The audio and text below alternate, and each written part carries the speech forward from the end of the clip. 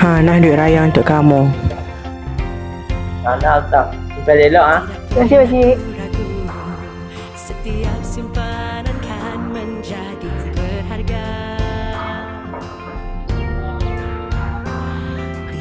Waalaikumsalam. Jumpa masuk. Jumpa masuk. Demi anakku kan ku korban apa saja. Jom dulu. Duit raya tahun ni Akil. Kalau duit raya banyak, boleh beli mainan, minuman.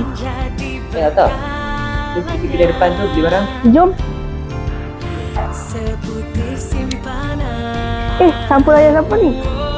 Segunung harapan.